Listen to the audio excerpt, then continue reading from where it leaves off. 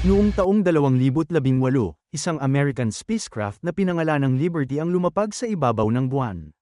Pagkalapag ay inilantad ng spacecraft ang poster ng kampanya sa halalan ng kasalukuyang Pangulo ng Amerika.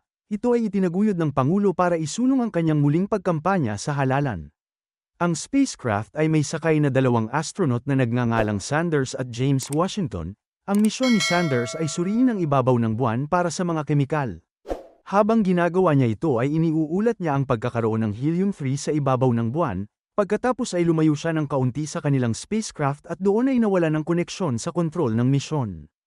Nagulat si Sander nang makakita siya ng isang napakalaking minahan ng helium-3 na may ilang mga tao na nagtatrabaho dito. Ang astronaut na si James ay nasa tabi ng kanilang spaceship at hinihintay si Sanders. Humarap si Sanders para tawagin siya at tingnan ang minahan. Ngunit isang tao na nakasuot ng armband ng Nazi ang nakakita sa kanya kaya binaril siya. Ang gulat na si James ay sinubukan na tumakbo papunta sa spacecraft, ngunit may nagpasabog ng buong sasakyan dahilan para wala na siyang paraan upang makauwi. Bumagsak siya sa lupa at napalibutan ng mga taong nakasuot ng armband ng Nazi, pagkatapos ay dinala siya sa isang lugar na nasa loob ng kampo ng pagmimina.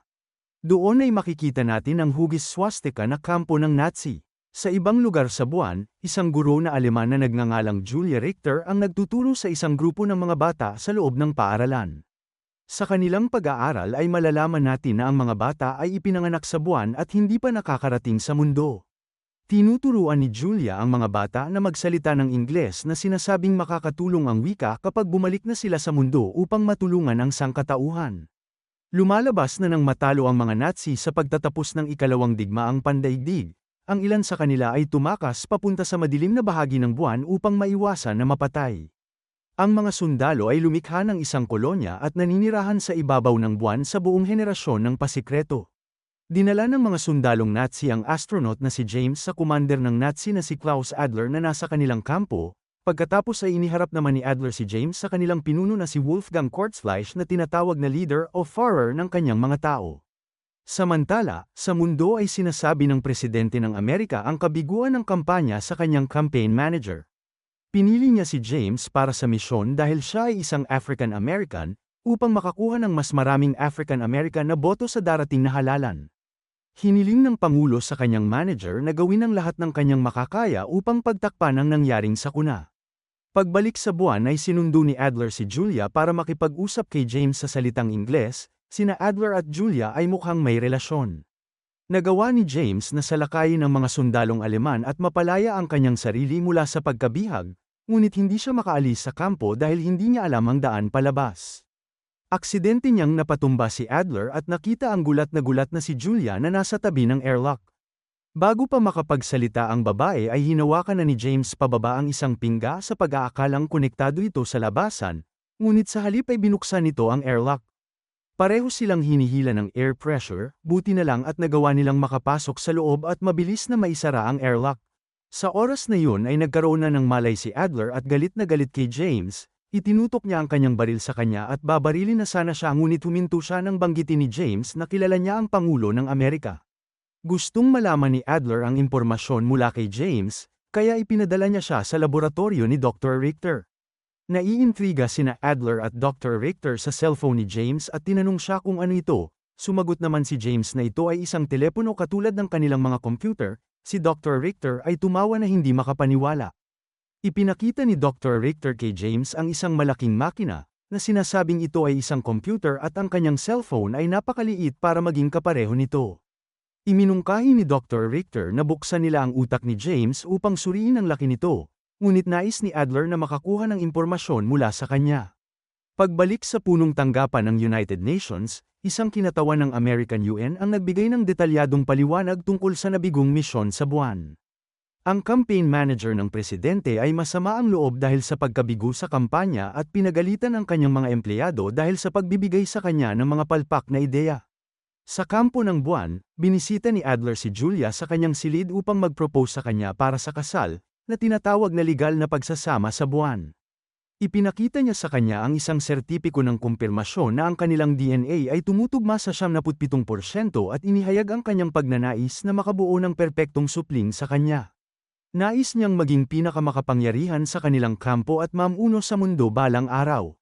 Sa ibang lugar sa kampo ay makikita natin ang proyekto ng lunar Nazi na tinatawag na Battleship Götterdämmerung. Ito ay binubuo sa loob ng 40 taon. Pangarap ng Führer na si Wolfgang Kurzfleisch na makumpleto ang pagbuo sa battleship, plano nilang gamitin ang sasakyang pandigma para makabalik sa mundo at masakop ito. Sa wakas ay napagtanto ni Dr. Richter na ang cellphone na dala ni James ay 1,000 beses na mas maraming kakayahan sa pagkwenta kaysa sa lahat ng kanilang mga computer, kaya ikinonekta ni Dr. Richter ang cellphone sa sasakyang pandigma at ipinakita ang kakayahan nito kay Führer. Lahat ay nagulat at humanga ng mapagana ng maliit na cellphone ang battleship, ngunit sa lalong madaling panahon ay huminto ito dahil naubusan na ito ng baterya. Humingi ng pahintulot si Adler kay Führer na bisitahin ang mundo at kumuha ng higit pang mga cellphone, dahil naniniwala siya na balang araw ay sasalakayin sila ng mga tao sa mundo kaya kakailanganin nila ang kapangyarihan ng mga cellphone sa kanilang panig. Sinabi ni Führer na walang sinumang nagpunta sa mundo ang nakabalik sa buwan, ngunit si Adler ay naniniwala na siya ay makakabalik. Sa sumusunod na eksena, makikita natin si James na nakakulong sa isang silid na may mga speaker dahilan para marinig niya ang mga propaganda ng Nazi sa lahat ng oras. Sa silid ay pumasok si Julia at nagpakilala sa kanya. Tinanong siya nito tungkol sa kulay ng kanyang balat dahil hindi pa siya nakakakita ng taong maitim ang balat. Inihayag din niya na si Dr. Richter ang kanyang ama. Tinuturukan pala niya ng gamot ang mukha ni James para magmukha siyang puting Amerikano. Pinayuhan ni Julia si James na magpanggap na isang Nazi kung hindi ay mamamatay siya. Pagkatapos ay naghanda na si Adler na umalis papunta sa lupa. Bago siya umalis ay iniharap ni Dr. Richter sa kanya si James na medyo pumuti na ngayon at naging blonde na ang buhok dahil sa droga, siya ay nakasuot na din ng uniforme ng Nazi. Si James, kasama si Adler, Julia, at ang isang gwardya ay umalis patungo sa mundo. Lumapag ang kanilang spaceship sa bukid ng isang tao sa New York. Doon ay binaril ng may-ari ng bukid ang isa sa mga gwardya, kaya naman tumakas ang tatlo palayo sa lugar. Nagnakaw si Adler ng sasakyan mula sa isang lalaki at hiniling kay James na dalhin siya sa presidente ng Amerika. Si James na walang ibang pagpipilian ay dinala sila sa campaign manager ng presidente na si Vivian.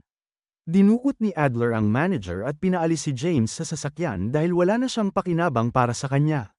Tinanong ni Adler si Vivian kung nasaan ang Pangulo, at doon ay napagtanto ni Julia na ang misyon ni Adler ay salakayin ang mundo na hindi naaayon sa sinabi nito sa kanila.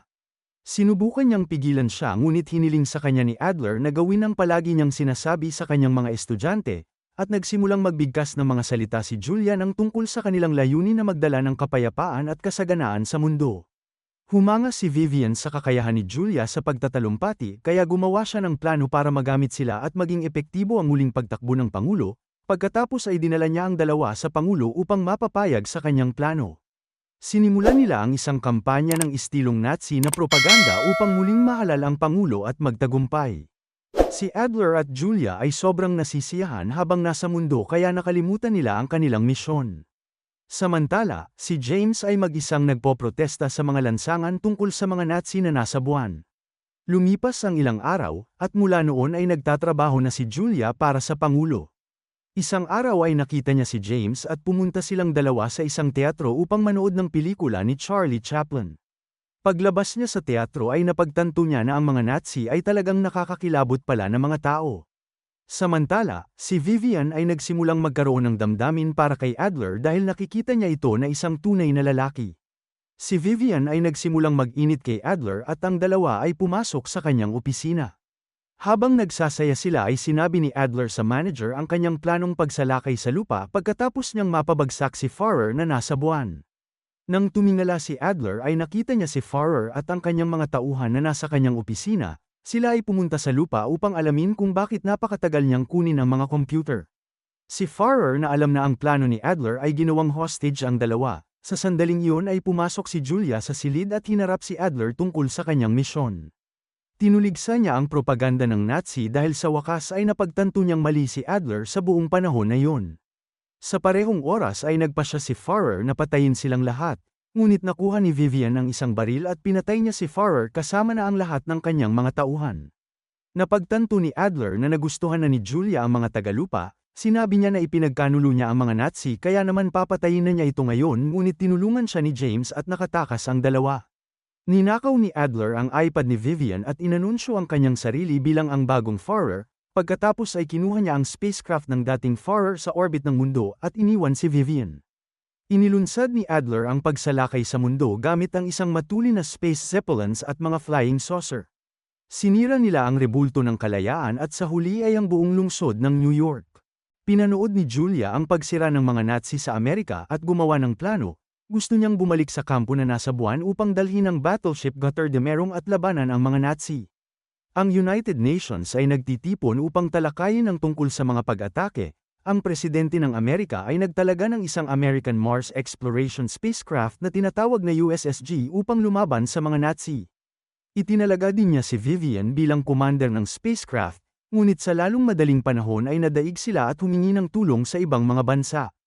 Ang mga sasakyang pangkalawakan ng ibang mga bansa ay tumulong. Bumalik si Adler sa buwan pagkatapos utusan ang kanyang mga tauhan na lumaban hanggang sa kanilang huling hininga. Dinala niya ang tablet ni Vivian para i-activate ang battleship na Götterdämmerung.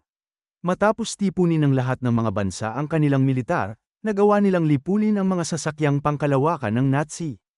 Pagkatapos, ang mga sasakyang pangkalawakan ay patungo na sa kampo ng mga Nazi sa buwan, sumakay si Adler sa battleship at naghanda upang lumaban sa mga kalaban.